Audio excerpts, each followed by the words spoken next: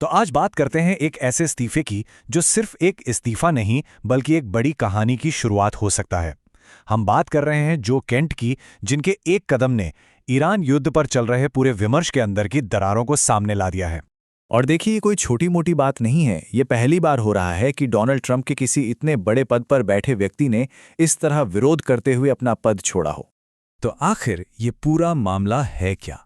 इस कहानी के केंद्र में है जो केंट और उनका वो फैसला जिसने एक नई बहस छेड़ दी है। तो चलिए जरा गहराई में उतरते हैं। जो केंट, जो नेशनल काउंटर टेररिज्म सेंटर के डायरेक्टर थे, उन्होंने अपने इस्तीफे में साफ साफ लिखा, मैं अपनी अंतरात्मा से ईरान में चल रहे इस युद्ध का समर्थन नहीं कर सकता। मतलब ये सरकार की पॉलिसी को एक सीधी सीधी चुनौती थी। उनके इस्तीफे वाले लेटर में मोटे तौर पर 3 बातें थी। पहली कि ये लड़ाई अमेरिका के फायदे के लिए नहीं बल्कि इजराइल के हितों के लिए लड़ी जा रही है।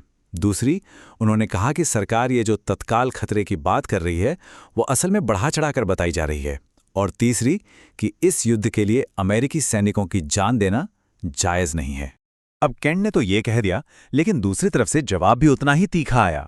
डोनाल्ड ट्रंप का कहना था कि केंट सिक्योरिटी के मामले में बहुत कमजोर हैं और अच्छा हुआ कि वो चले गए। तो बस यहीं से मामला गर्मा गया। लेकिन सवाल ये है कि एक इस्तीफे से इतना फर्क क्यों पड़ रहा है? मतलब कौन है ये जो केंट? चलिए जरा इनको समझते हैं। अब जो केंट की पर्सनालिटी है ना, वो बड़ी दिलचस्प है। इसमें 2 पहलू हैं। एक तरफ तो वो आर्मी के सम्मानित ग्रीन बैरेट्स रह चुके हैं, एक बड़ी इंटेलिजेंस पोस्ट पर थे। लेकिन दूसरी तरफ वो एक ऐसे नेता भी हैं जो चुनाव हारे हैं और जिनके कुछ कनेक्शंस को लेकर विवाद भी रहा है। और यही चीज़ उनके इस विरोध को और भी कॉम्प्लिकेटेड बना देती है। तो ये कहानी सिर्फ जो केंट की नहीं है, उनका ये कदम असल में एक बड़ी सोच के अंदर जो दरारें पड़ रही हैं ना, उसकी तरफ इशारा करता है। लगता तो यही है कि ज्यादातर रिपब्लिकन इस युद्ध के सपोर्ट में होंगे, है ना? पर जमीनी हकीकत थोड़ी अलग है। पोलिंग देखें तो पता चलता है कि उनके वोटर्स का एक बड़ा हिस्सा या तो इस युद्ध को शक की नज़र से देख रहा है या फिर कह सकते हैं कि बस आधे अधूरे मन से साथ है। और हाँ, केंट इस लड़ाई में अकेले नहीं खड़े हैं। टकर कार्लसन जैसे बड़े मीडिया चेहरे, मार्जोरी टेलर ग्रीन जैसी नेता, ये सब भी इस युद्ध के खिलाफ बोल चुके हैं। कमाल की बात तो यह है कि वाइस प्रेसिडेंट जेडी वैंस ने भी खुलकर इसका सपोर्ट नहीं किया है। तो ये एक नया ट्रेंड सा बन रहा है, खासकर यंग जनरेशन में। तो ये शक आ कहाँ से रहा है? इसकी जड़ें हैं सरकार के अपने बदलते बयानों में। देखिए, जब ये युद्ध शुरू हुआ तो सरकार ने जो कारण बताए वो समय के साथ बदलते गए। पहले कुछ कहा, फिर कुछ और आखिर में आकर बात टिक गई तत्काल खतरा है वाली बात पर। अब जब कहानी बार बार बदले तो लोगों के मन में सवाल तो उठेंगे ही।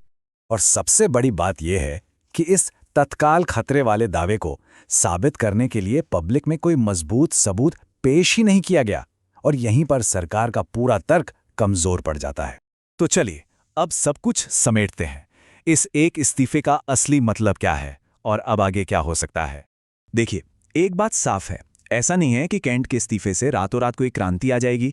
वो कोई बहुत बड़े लीडर नहीं है, लेकिन ये एक बहुत बड़ा सिग्नल है। ये बताता है कि इस युद्ध के मुद्दे पर पार्टी के अंदर सब ठीक नहीं है, सब एक साथ नहीं है। और ये जो छोटी छोटी दरारें आज दिख रही हैं, ये वक्त के साथ और बड़ी हो सकती हैं। तो कह सकते हैं कि एक इस्तीफा बस एक छोटी सी दरार जैसा है।